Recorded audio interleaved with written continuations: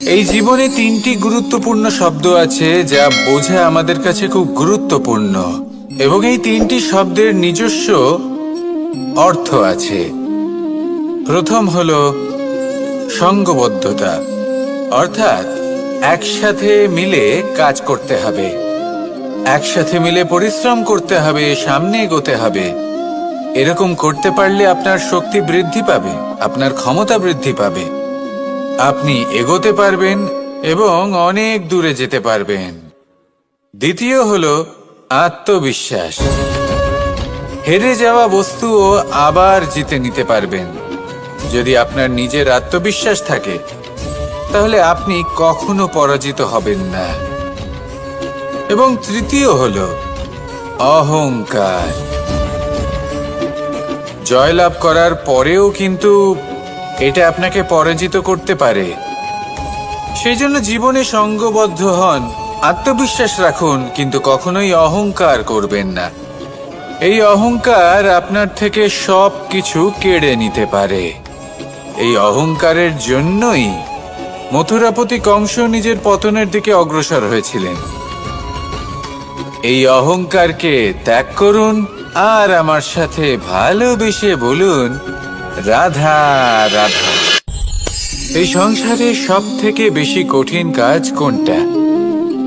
কেউ বলবেন যুদ্ধ করা, কেউ বলবেন ধন অর্জন করা, আবার কেউ বলবেন জ্ঞান অর্জন করা সব থেকে বেশি কঠিন। এবার প্রত্যেক ব্যক্তির নিজস্ব অভিজ্ঞতা আছে, আর সেই অনুসারে তার নিজস্ব একটা উত্তর আছে। সাধারণভাবে দেখতে গেলে এই সংসারে সব থেকে কঠিন হলো তপস্যা করা, অর্থাৎ সব কিছু ত্যাগ করে তপস্যায় নিজেকে বিলীন করে দেওয়া। এবার এর থেকে বেশি কঠিন এই সংসারে আর কি বা হতে পারে? এই সংসারে, এই সমাজে, নিজের পরিবারের মধ্যে থেকেও ধৈর্য ধরে সামনে অগ্রসর হওয়া, এটা হলো সব থেকে কঠিন কাজ। কারণ যখন আপনি তপস্যা করেন তখন সেখানে আপনার ধৈর্য ভাঙার মতো কেউ থাকেন না, না কোনো বন্ধু, না কোনো আত্মীয়, না কোনো শত্রু, কেউ না। কিন্তু যখন আপনি এই সমাজে, এই পরিবারে থাকেন, কোনো না কোনো ব্যক্তি এসে আপনার ধৈর্যের বাঁধ ভেঙে দেওয়ার ক্ষমতা রাখেন। তারা আপনার ধৈর্যের বাঁধ ভেঙে দেয়, আর কখনো কখনো তারা অনিচ্ছাকৃতভাবেই সেটা করে থাকেন। কারণ তাদের মানসিকতা আপনার থেকে আলাদা, তাদের কর্ম আপনার থেকে আলাদা, তাদের দৃষ্টিভঙ্গি আপনার থেকে আলাদা, জীবন যাপন আপনার থেকে আলাদা। সেক্ষেত্রে আপনি ধৈর্যচ্যুত হন, প্রসন্নতা আপনার থেকে ছিনিয়ে নেওয়া হয়। সেই জন্য এই সংসারে, এই পরিবারের থেকেও ধৈর্য ধরে সামনে অগ্রসর হওয়া কোনো পর্বতের শিখরে গিয়ে তপস্যা করার থেকেও অনেক বেশি কঠিন। আর যে ব্যক্তি এই সমাজেই, এই পরিবারে, সেই সকল মানুষের মধ্যে থেকে গিয়েও ধৈর্য ধরে অগ্রসর হতে থাকেন, যারা এই কাজটা শিখে নিতে পারেন, তারাই কিন্তু জীবনে আনন্দ লাভ করতে পারেন। এই ধৈর্যই শেষে আপনার জীবনে প্রসন্নতা বহন করে আনবে। তাই ধৈর্য ধরে জীবনের পথে অগ্রসর হন আর আমার সাথে ভালোবেসে বলুন, রাধা রাধা।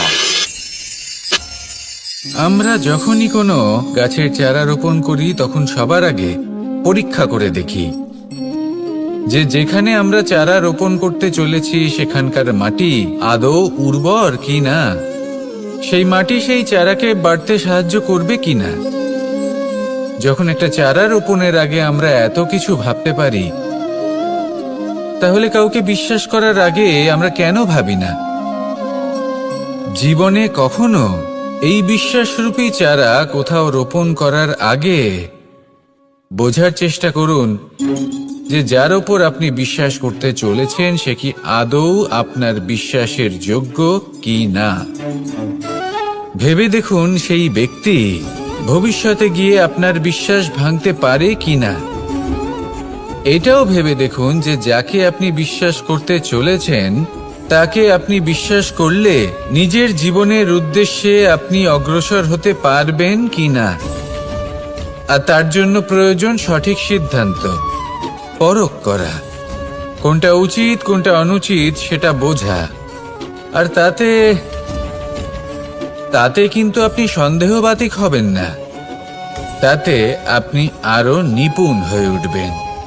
তাই যদি আপনি নিপুণ হয়ে উঠতে চান তাহলে বোঝার চেষ্টা করুন, পরখ করে দেখুন, কোনটা উচিত কোনটা অনুচিত বুঝুন। আর বিশ্বাস তখনই করুন যখন আপনি 100% নিশ্চিত হবেন যে সে বিশ্বাসের যোগ্য। আসুন আমার সাথে ভালোবেসে বলুন, রাধা রাধা। রাধা কখনো কখনো আমার জন্য বড়ই সুগন্ধি আতর নিয়ে আসে, পারিজাত ফুলের মালা নিয়ে আসে আমার প্রসাধন করবে বলে, এবং আমার সব থেকে বেশি প্রিয় মাখন নিজে হাতে বানিয়ে আনে আমাকে নিজে হাতে খাইয়ে দেবে বলে, সবকিছু আমাকে প্রসন্ন করবে বলে। কিন্তু আপনি কখনো ভেবেছেন যে এই আতর কিভাবে বানানো হয়? সহস্র ফুলের পাপড়ি একসাথে পিষে নিতে হয়, তারপরে তার থেকে যে রস নিঃসৃত হয় সেই রস দ্বারাই আতর তৈরি হয়। অনেক সংখ্যক ফুলকে অসীম যন্ত্রণা ভোগ করতে হয়, তবে তারা আমার প্রসাধন সামগ্রী হয়ে উঠতে পারে। দুধ থেকে মাখন তৈরি করার জন্য কতটা পরিমাণ মন্থন সহ্য করতে হয় সেটা আপনি জানেন। ঠিক সেই রকমই হলো আমাদের জীবনও। বিপদও আসে, কঠিন পরিস্থিতিও আসে, এর সম্মুখীন হতে শিখুন। মনে রাখবেন আপনি হলেন সেই দুধ যাকে মন্থন সহ্য করতে হবে মাখন হয়ে ওঠার জন্য।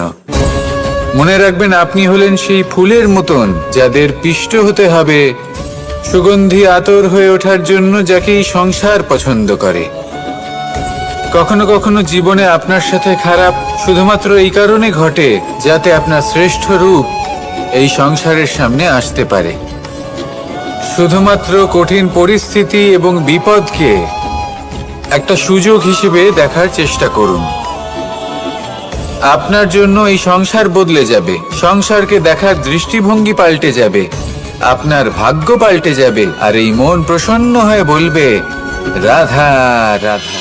পাশা নামক এই খেলাটি আপনারা নিশ্চয়ই খেলেছেন, না খেলে থাকলে দেখেছেন, আর যদি দেখেও না থাকেন তাহলে নিশ্চিত রূপে শুনেছেন।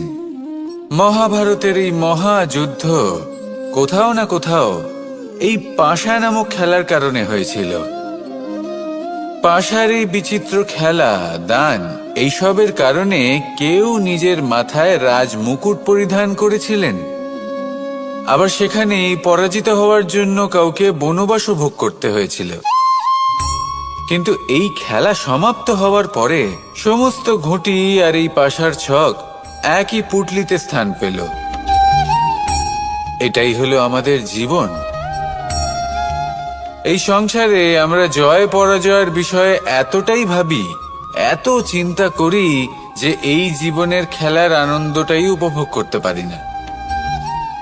আর অবশেষে কি হয়?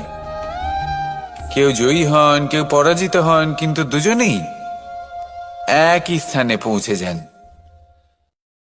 প্রত্যেক ব্যক্তি মৃত্যুর পরে একটি নির্দিষ্ট স্থানেই পৌঁছতে বাধ্য, কিন্তু ততক্ষণ এই জীবন, এই খেলা, তার আনন্দ উপভোগ করুন। এই সংসারে সেই ব্যক্তি শ্রেষ্ঠ স্থানে পৌঁছতে পেরেছেন যিনি এই সংসারকে প্রকাশ প্রদান করেছেন, যিনি কখনো জয় পরাজয় এ বিষয়ে ভাবেননি, শুধু এই জীবনের খেলার আনন্দ উপভোগ করেছেন। এটাই আপনিও করুন, আর আমার সাথে ভালোবেসে বলুন, রাধা রাধা। প্রত্যেক মানুষ নিজের জীবনে দুঃখ অনুভব করেন। প্রত্যেকের দুঃখ আলাদা হতে পারে। কারোর মনে এই দুঃখ থাকে যে সে তার বাবা মায়ের সব ইচ্ছে পূরণ করতে পারেননি। কেউ এটা ভেবে দুঃখ পান যে সে চিরকাল সদাচার করেছেন, সৎকর্ম করেছেন, কিন্তু তাও তাকে দুরাচারী বলে মনে করা হয়। কেউ এটা ভেবেও দুঃখ পান যে তার সামনে যে ব্যক্তি রয়েছেন তার চোখে তিনি শত্রু হয়ে উঠেছেন বা দুষ্ট হয়ে উঠেছেন, যেখানে তিনি হয়তো কোনো অনুচিত কাজই করেননি। এবার এই সমস্ত বিষয় নিয়ে ভেবে নিজের ব্যক্তিত্ব নিয়ে সন্দেহ প্রকাশ করবেন না। যদি নিজের ব্যক্তিত্ব নিয়ে কোনো সন্দেহ থেকে থাকে, তাহলে কর্ম সংক্রান্ত প্রশ্ন করুন যে আপনি যা করেছেন তাতে কি উচিত ছিল, কি অনুচিত ছিল।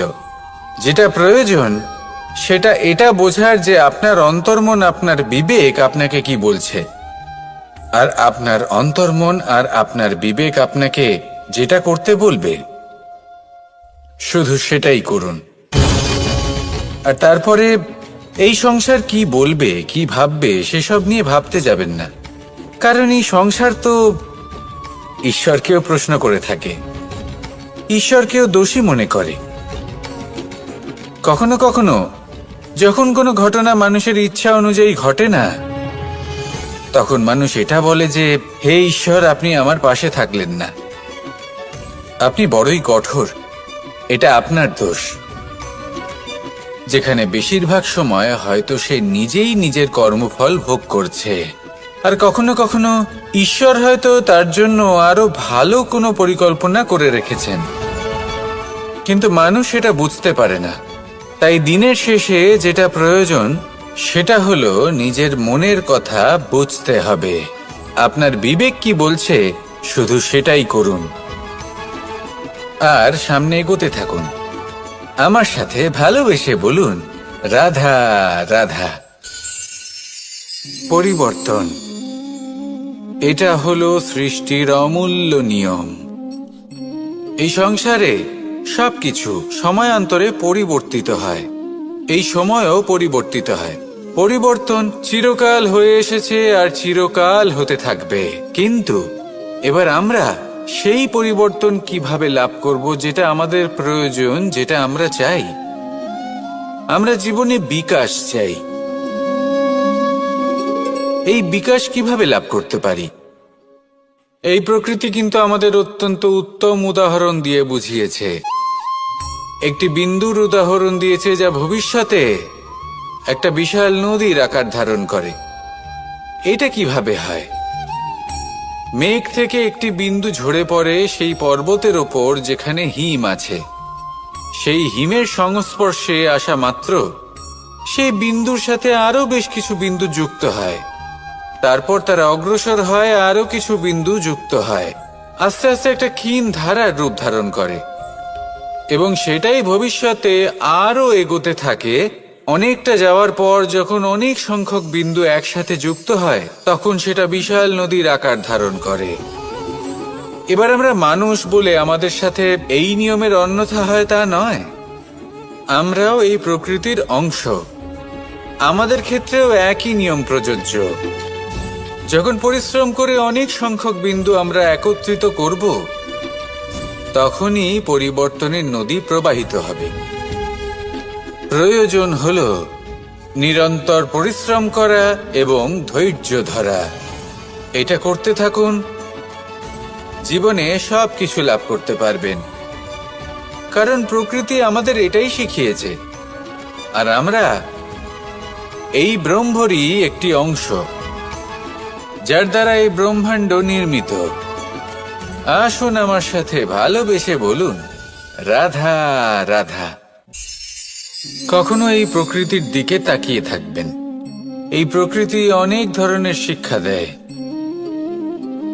কোনো একটা গাছকে দেখুন, কিভাবে সে মাটি থেকে জল শুষে নেয়। সে ঝড় হোক বা হোক কড়া রোদ, সব সহ্য করে এবং অবশেষে সে ফল ধারণ করে। আর সেই ফল উৎপন্ন করার পরে সে ফল কিন্তু সে নিজে গ্রহণ করে না, এই সংসারকে প্রদান করে, যাতে পশু পাখি মানুষ তারা এই ফল গ্রহণ করে শক্তিশালী হয়ে উঠতে পারে, সুস্থ থাকতে পারে। সেভাবেই নদী, সরোবর এরা নিজেরাও কিন্তু নিজেদের জল গ্রহণ করে না, মাটিকে প্রদান করে, পশু পাখিকে প্রদান করে। সূর্য নিজেও নিজের জন্য প্রজ্বলিত হয় না, সে প্রকাশ ছড়িয়ে দিতে চায় আমাদের সবার কাছে, সে আলো পৌঁছে দিতে চায়। এই প্রত্যেকের কর্মে পরমার্থ নিহিত আছে, আর সেই জন্যই এদের সকলকে পুজো করা হয়। তাই মনে রাখবেন, আপনার কাছে জীবন যাপনের অতিরিক্ত যা কিছুই আছে তা পরমার্থের জন্য। তাহলে তার সদ্ব্যবহার করুন আর আমার সাথে ভালোবেসে বলুন, রাধা রাধা। আমরা প্রত্যেকেই অবশ্যই এমন সময় দেখেছি যখন অনেকগুলো সমস্যা একসাথে আমাদের জীবনে এসে পড়ে। সমস্যা আমাদের প্রত্যেকের জীবনেই থাকে, আমরা তার সমাধান খুঁজতে চেষ্টা করি, কখনো সমাধান খুঁজে পাই, আবার কখনো যতই চেষ্টা করি না কেন কোনো সমাধান খুঁজেই পাই না। আর যখন এটা হয় তখন মানুষ অত্যন্ত বিচলিত হয়ে পড়েন। নিজের আত্মীয় স্বজন, নিজের বন্ধু বা সংসার, এদের ওপরে এই দোষ চাপিয়ে দেন যে এদের জন্যই এই সমস্যা এসেছে।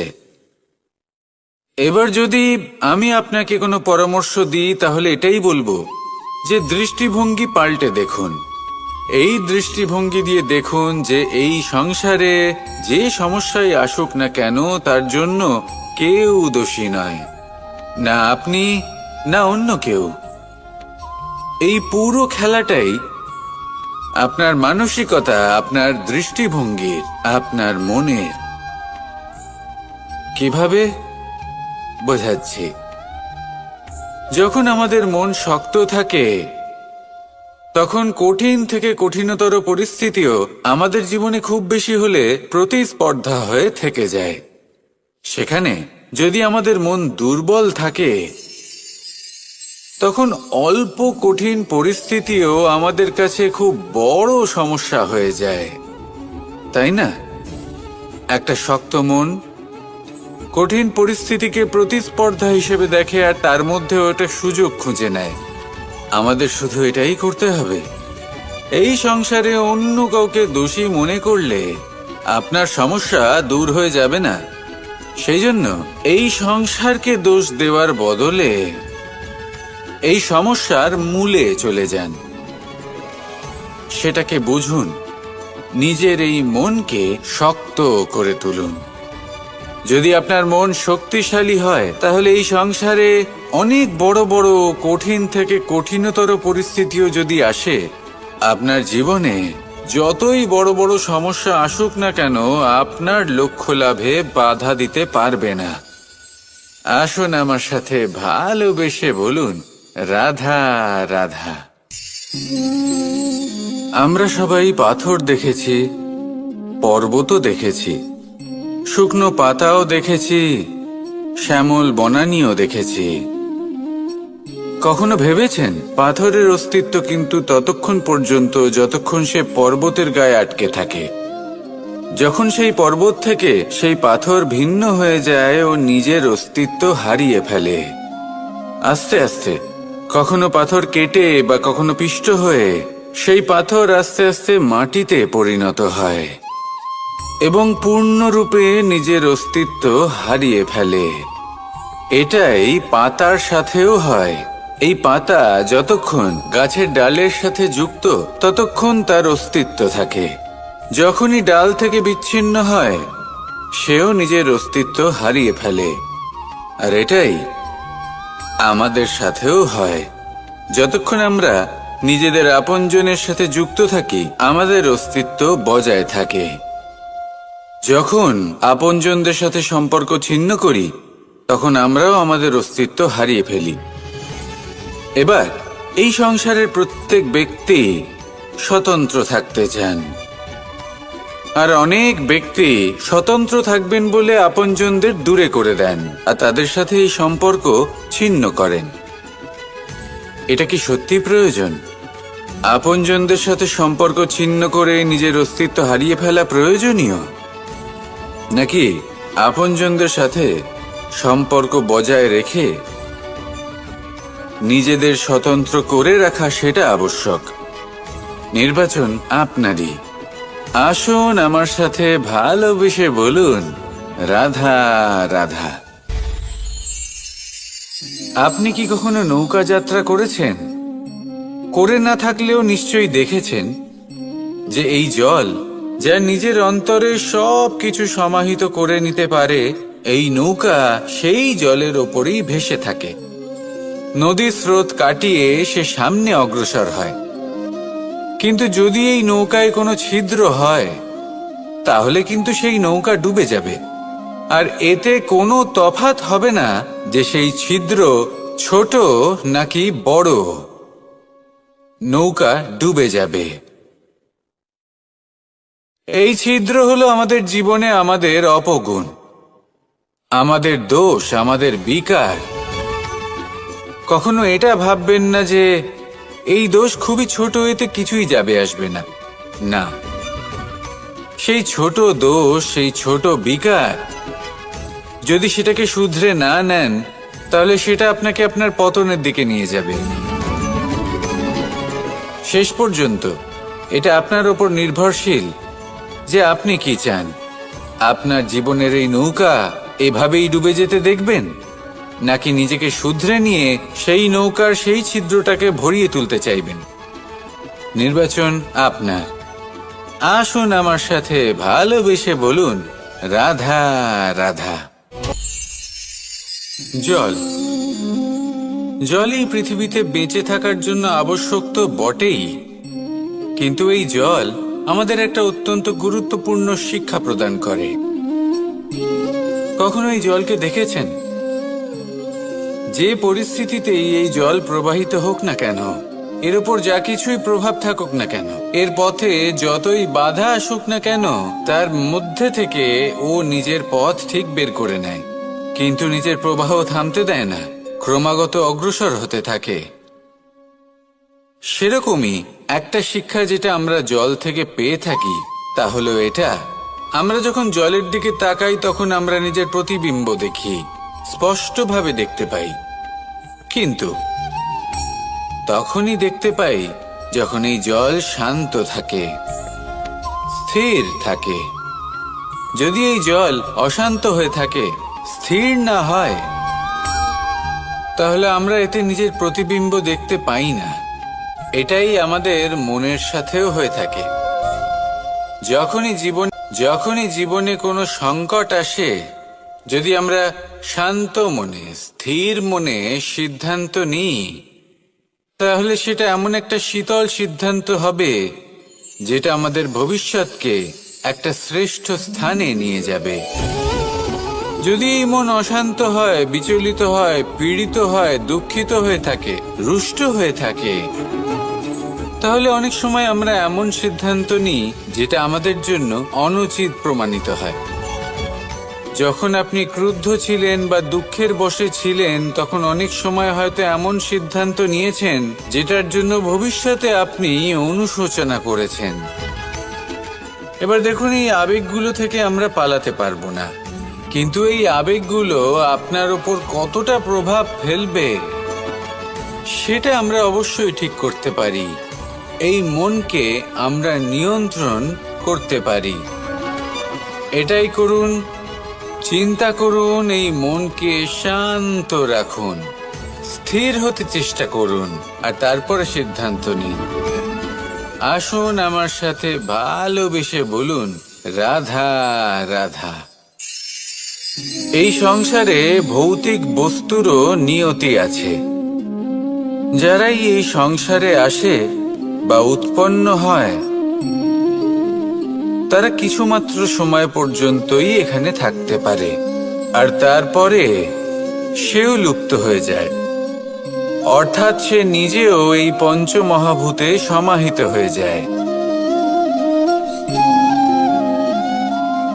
আমাদের সাথেও ঠিক এটাই হয়। সেই জন্যই ঈশ্বর দ্বারা প্রদত্ত এই উপহারের বিষয়ে ভাবুন, এই জীবনের বিষয়ে ভাবুন। ঠিক যেমন বিশ্বাস ভঙ্গ হলে কোনো ব্যক্তি আমাদের কাছে অপরিচিত হয়ে যান, ঠিক সেরকমই শেষ নিঃশ্বাস ত্যাগের পর এই শরীরও আমাদের কাছে পরই হয়ে যায়। তাই এই শরীর থাকাকালীন শ্রেষ্ঠভাবে একে সদ্ব্যবহার করুন। এই জীবনে শ্রেষ্ঠ কর্ম করুন। আর এই জীবনকে শ্রেষ্ঠভাবে যাপন করার জন্য কিছু কথা বোঝা প্রয়োজনীয়। যদি আপনি কারোর প্রশংসা করেন তাহলে পূর্ণ হৃদয় দিয়ে করুন। যদি আপনি হস্তক্ষেপ করে থাকেন তাহলে মস্তিষ্ক দ্বারা করুন। যদি আপনি সমীক্ষা করেন তাহলে বিবেক দ্বারা করুন। যদি আপনি ধন অর্জন করতে চান তাহলে নীতি অনুসারে চলুন।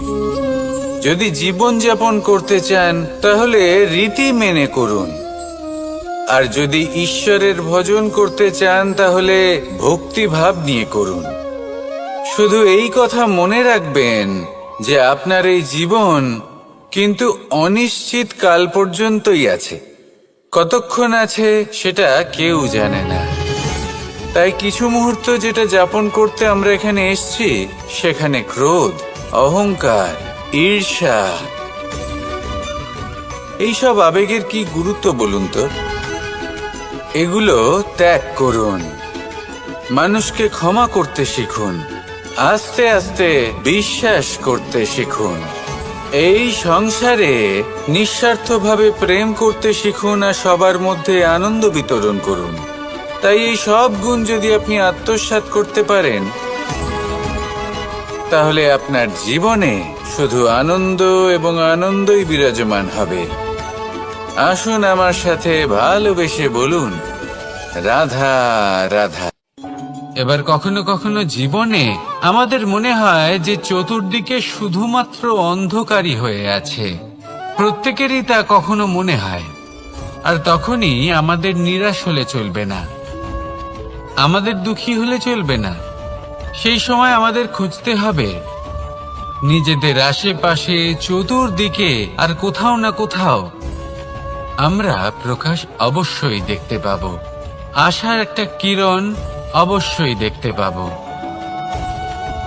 কেউ এমন একটা কর্ম করেন যেটা দেখে আমরা প্রেরিত হয়ে যাই। আর এমন কোনো কর্ম যদি আপনারা করেন তাহলে সেই কর্ম আপনার মনকে প্রসন্ন ভাব, আনন্দ এবং ভালোবাসার দ্বারা ভরিয়ে তুলবে।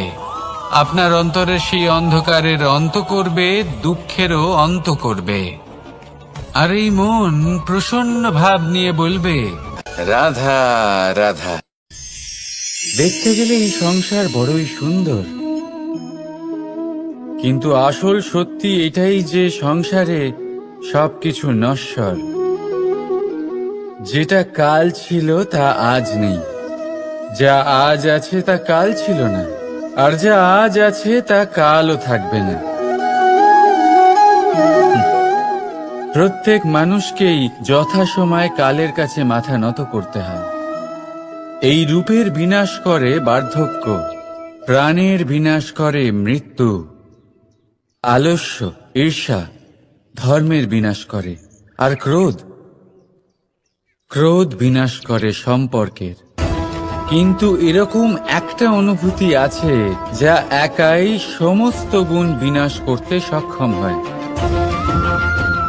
আর সেটা হলো অহংকার। তাই জ্ঞানকে নিজের কাছে আসতে দিন, কিন্তু অহংকারকে কখনোই নয়। কারণ যদি এই অহংকার আপনার কাছে চলে আসে তাহলে জীবনে যা কিছু আপনি অর্জন করেছেন, তা সে গুণ হোক বা হোক ধন, সে বন্ধু হোক বা হোক আনন্দ, সবকিছু শেষ হয়ে যাবে। রাধা রাধা। এই পাথর দেখতে পাচ্ছেন আপনি? কত গোল, কতটা চকচকে। বাচ্চাদের অনেক সময় এটা নিয়ে খেলতে ভালো লাগে, আর কেনই বা লাগবে না। কতটা সুন্দর আর মসৃণ এটা। কিন্তু আপনি কি কখনো ভেবে দেখেছেন এই পাথর আগে কি ছিল? কোনো বিশাল আকার পর্বত, কোনো বিশাল আকার পাথরের একটা বড় ভেঙে যাওয়া অংশ বিশেষ, যেটা কোনোভাবে নদীতে পড়ে নদীর ধারার সাথে বইতে থাকলো, মাটির সাথে ঘর্ষণ হলো, বালির কণার সাথে ঘর্ষণ হতে থাকলো, আর তারপর ধীরে ধীরে এই আকার পেল। এবার আমরাও এই পাথরের মতোই। তাই মনে রাখবেন, আপনার ব্যক্তিত্ব, আপনার এই স্বরূপ ঈশ্বরের দেওয়া কখনোই নয়। হ্যাঁ, প্রকৃতি অবশ্যই আপনাকে জন্ম দিয়েছেন, কিন্তু আপনি নিজে নিজের ব্যক্তিত্বের রচয়িতা, আর আপনি তা রচনা করেন কঠিন পরিস্থিতির মুখোমুখি হয়ে, সংকটের ধারা পার করে। তাই আপনিও এই পাথরের মতো নিরন্তর চেষ্টা করতে থাকুন, নিজের অস্তিত্ব বজায় রাখুন, এই অস্তিত্বকে মহান করতে থাকুন, আর আমার সাথে ভালোবেসে বলুন, রাধা রাধা। বর্ষাকালে যখন ভয়ানক বৃষ্টি হয়, তীব্র গতিতে যখন হাওয়া চলে, তখন আপনি নিশ্চয়ই দেখেছেন যে পাখিরা, যাদের বাসা মাঝে মাঝে ভেঙে পড়ে, নষ্ট হয়ে যায়, কিন্তু আপনি কি কখনো সেই পাখিদের বিলাপ করতে দেখেছেন? কখনো নয়। যখনই সেই বৃষ্টি থেমে যায়, তারা আবার একটু একটু করে খড়কুটো জোগাড় করে তাদের বাসা বানিয়ে ফেলে, নিজের সংসার সেই রকমই বানিয়ে দেয় যেমন আগে ছিল। এমন কেন? কারণ এই ঝড়ের তাণ্ডবের সাথে সেই পাখিদের কোনো বোঝাপড়া করারই নেই। তারা শুধু সেটাই করতে থাকে যেটা তাদের হাতে আছে, আর এটাই হলো সুখী জীবনের মূল মন্ত্র। যেটা আপনার হাতে নেই, তা নিয়ে বিলাপ করে আপনার কোনো লাভ হবে না। মনোসংযোগ তাতেই করুন যা আপনার হাতে রয়েছে। যা বদলে গেছে তাকে আপনি আবার বদলাতে পারবেন না, কিন্তু যা আপনি বদলাতে পারবেন তাতে মনোসংযোগ করুন। এই জীবনে একটু ধনাত্মক হয়ে উঠুন, দেখবেন সব শুভ হবে। রাধা রাধা।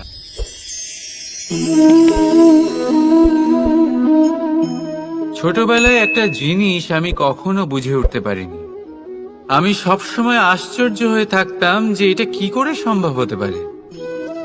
ব্যাপারটা ছিল এরকম, আমি আমাদের গোয়াল ঘরে দেখতাম ভিন্ন ভিন্ন রং রূপের গাভী। কারোর রং কালো তো কারোর রং সাদা, কেউ খয়েরি তো কারোর রং বাদামি। এবার আমি দেখতাম কারোর কারোর শিং বড় তো কারোর এত ছোট যে দেখাই যায় না। কোনো গাভী আকারে ছোট ছিল তো কেউ একটু বড়, কিন্তু যখন সেই সব গাভী দুধ দিত, তখন আমি দেখতাম সেই সব দুধ সমান, রং সমান, স্বাদ সমান, গুণও সমান, আর সমান পুষ্টিও। এবার আমি এটা বুঝতে পারতাম না। আমার দৃষ্টিতে তো সমস্ত গাভী আলাদা আলাদা ছিল। আমি ভাবলাম আমি মাকে জিজ্ঞেস করি।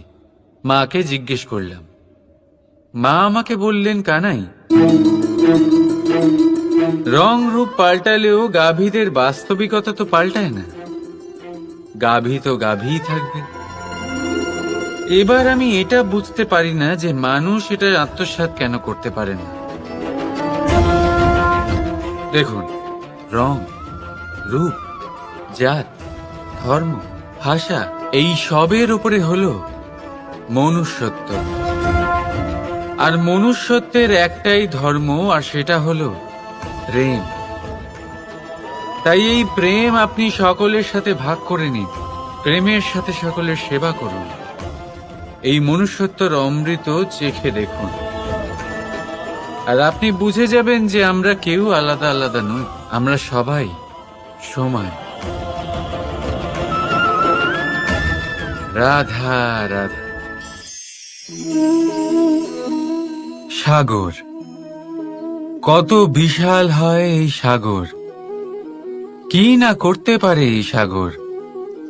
এক মুহূর্তের মধ্যে সব ধ্বংস করে দিতে পারে, প্রলয় ডেকে আনতে পারে, সংসার মুছে ফেলতে পারে। এই সাগর জীবন জ্যোতি নিভিয়ে দিতে পারে। কিন্তু এই সাগর যা মেটাতে পারে না, তা হলো একজন তৃষ্ণার্তের তৃষ্ণা। অন্যদিকে এই ঘোড়া, যা এতটাই ছোট যে গোপিনীরা একসঙ্গে অনেকগুলো নিয়ে চলতে পারে, কিন্তু এই ছোট ঘোড়া অনেকের তৃষ্ণা মেটাতে পারে। এবার বলুন, জল সাগরেও আছে, আবার এই ঘোড়াতেও। তাহলে পার্থক্য কোথায়? এখানে পার্থক্য হলো তাদের আচরণের মধ্যে। একজন মাটির মধ্যে মিষ্টি জল ধরে রাখে, তো আরেকজন নিজের নোনা জলের আঘাতে যে কাউকে মাটিতে মিশিয়ে দিতে পারে। আপনি কি হতে চাইবেন? সাগরের নোনা জল হয়ে কারোর আশা চূর্ণ বিচূর্ণ করে দিতে, নাকি মিষ্টি জলের ঘোড়া হয়ে কারোর তৃষ্ণা মেটাতে?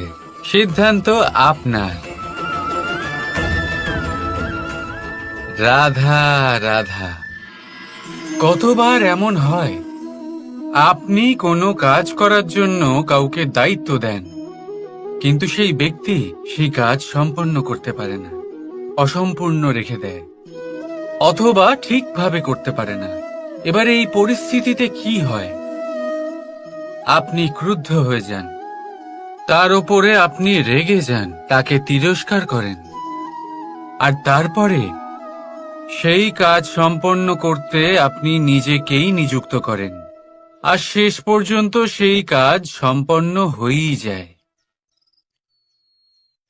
এবার এই বিষয়ে সমস্যা সেই ব্যক্তির চেষ্টায় নয়, সমস্যা আপনি যে সেই ব্যক্তিকে ভরসা করলেন তার ছিল। আমরা অন্যের প্রতি ভরসা করাকে প্রথম পদক্ষেপ বানিয়ে নিই, আর নিজের উপরে বিশ্বাসকে শেষ সম্বল। কিন্তু তার বদলে এটাই হওয়া উচিত যে নিজের উপরে ভরসাকে আমরা প্রথম পদক্ষেপ বানাই, তাকে নিজের সহায় মানতে হবে। যদি আপনি এমন করেন, তাহলে পরিণাম আরো সুখকর, আরো আনন্দদায়ক হবে। তাই মনে রাখবেন, এই সংসারে আপনার সবথেকে বড় ভরসা আর কেউ নেই।